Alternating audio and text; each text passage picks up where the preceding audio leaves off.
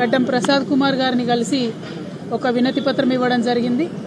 తెలంగాణ జాగృతి అనేటటువంటి సంస్థ పెట్టినప్పటి నుండి తెలంగాణ జాగృతి భారత్ జాగృతిగా పరిణామం చెందేంత వరకు కూడా మేము చేపట్టినటువంటి ప్రతి ఒక్క కార్యక్రమం విజయవంతంగా పూర్తి చేయగలిగినాం. మొట్టమొదటి డిమాండ్ తెలంగాణ ప్రజల పండుగ బతుకమ్మ పండుగను రాష్ట్ర పండుగ హోదా ఇవ్వాలని ఉమ్మడి ఆంధ్రప్రదేశ్లోనే డిమాండ్ చేసి ఉమ్మడి ఆంధ్రప్రదేశ్లోనే బతుకమ్మ పండుగకి రాష్ట్ర పండుగ హోదాను సాధించుకోగలిగినాం. ఆ తర్వాత తెలంగాణ ఉద్యమ సందర్భంలో బాబాసాహెబ్ అంబేద్కర్ గారి విగ్రహాన్ని అసెంబ్లీలో పెట్టాలని చెప్పి అలుపెరగని పోరాటం చేసి ఉమ్మడి ఆంధ్రప్రదేశ్లో ఆనాడు కిరణ్ కుమార్ రెడ్డి గారు ముఖ్యమంత్రిగా ఉన్నటువంటి సమయంలో ఆంధ్రప్రదేశ్ ఉమ్మడి అసెంబ్లీలో అంబేద్కర్ గారి విగ్రహాన్ని ప్రతిష్ఠించుకోగలిగినాం. అట్లానే నిన్నగాక మొన్న కేంద్రంలో ఉన్నటువంటి భారతీయ జనతా పార్టీ ప్రభుత్వం మీద యుద్ధం చేసి మరి మహిళా బిల్లు యొక్క ఆవశ్యకతను ఢిల్లీ స్థావరంగా ఉద్యమం చేసి యావత్ భారతదేశంలో మళ్లీ ఒకసారి చర్చకు తీసుకొచ్చి తద్వారా మహిళా బిల్లును సాధించుకోవడంలో భారత్ జాగృతి పాత్ర గణనీయంగా ఉందనేటటువంటి అంశాలను ప్రజలందరికీ మరొకసారి ధ్యానంలోకి తీసుకొస్తూ గుర్తు చేస్తూ మరి ఇవాళ భారతదేశంలో ఉన్నటువంటి రాజకీయ పరిస్థితులు, ఇవాళ భారతదేశంలో జరుగుతున్నటువంటి చర్చ, ఇవన్నిటి సందర్భంలో భారతదేశంలో అత్యధిక జనాభా కలిగినటువంటి బలహీన వర్గాల సమూహానికి తగిన రాజకీయ ప్రాతినిధ్యం రావాలనేటువంటి చర్చ సర్వత్రా కొనసాగుతున్నది. ఇక్కడ ఇప్పుడు తెలంగాణ ఎన్నికల సందర్భంలో కూడా ఇప్పుడు అధికారంలోకి వచ్చినటువంటి కాంగ్రెస్ పార్టీ కూడా 42% మేము లోకల్ బాడీస్ లో కూడా బీసీలకు ప్రాధాన్యం ఇస్తామని చెప్పడం జరిగింది. Congress party Bharatiya Janata party national లెవెల్లో కూడా బీసీల జనగణన చేస్తామని చెప్పడం జరిగింది.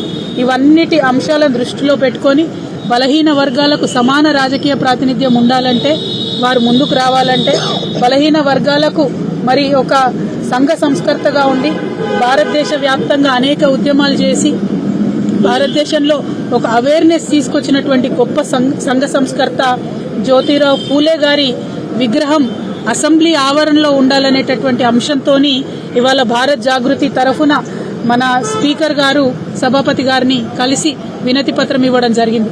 ఎట్లా అయితే ఆనాడు జాగృతి పోరాటాల ఆధారంగా అసెంబ్లీ ఆవరణలో అంబేద్కర్ విగ్రహాన్ని ప్రతిష్ఠింపజేసుకున్నామో, ఇప్పుడు ఖచ్చితంగా జ్యోతిరావు పూలే గారి విగ్రహాన్ని మరి అసెంబ్లీ ఆవరణలో పెట్టవలసిందిగా భారత్ జాగృతి తరఫున డిమాండ్ చేస్తూ ఒక వినతి పత్రాన్ని స్పీకర్ గారికి ఇచ్చినాం.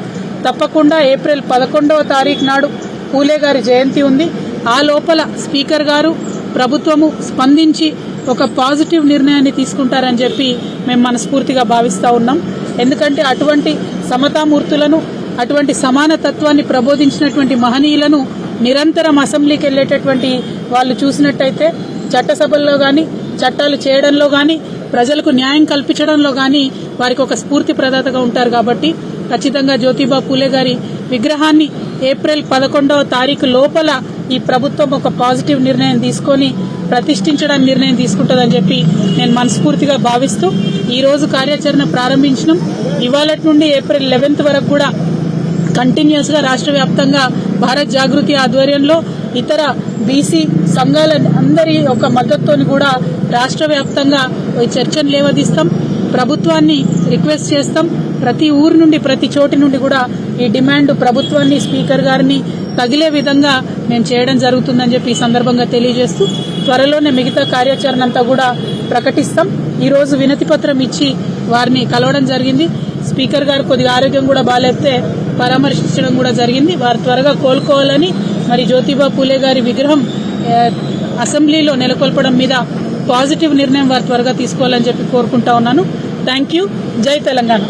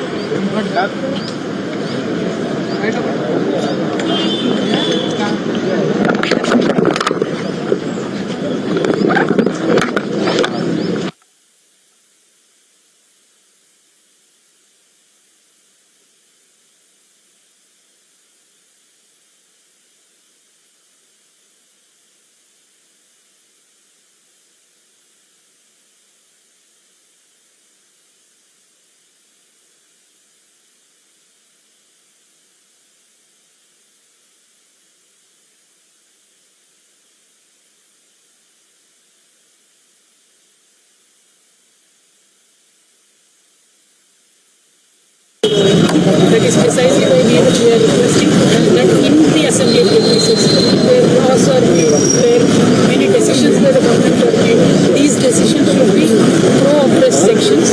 That is precisely why we need to install the statue of Jyoti Bal inside the assembly premises. That was the request given to the assembly speaker. Thank you. Jai Telangana, Jai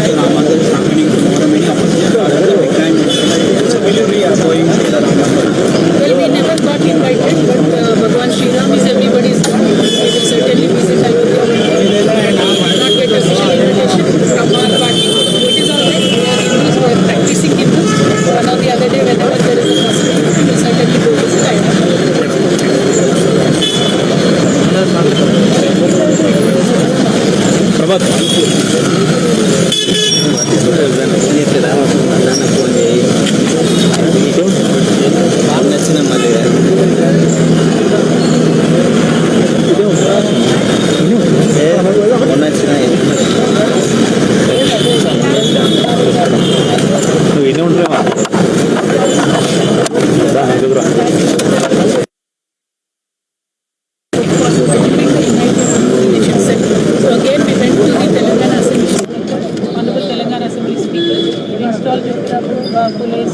statue in the assembly.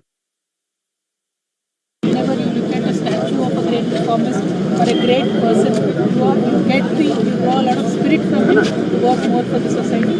So that is precisely where the laws are made, where the decisions are made by the government. We truly want the decisions to be pro-poor and pro-oppressed communities. So I believe Jyotiba Phule's statue is inside the assembly premises. With that demand, we have made this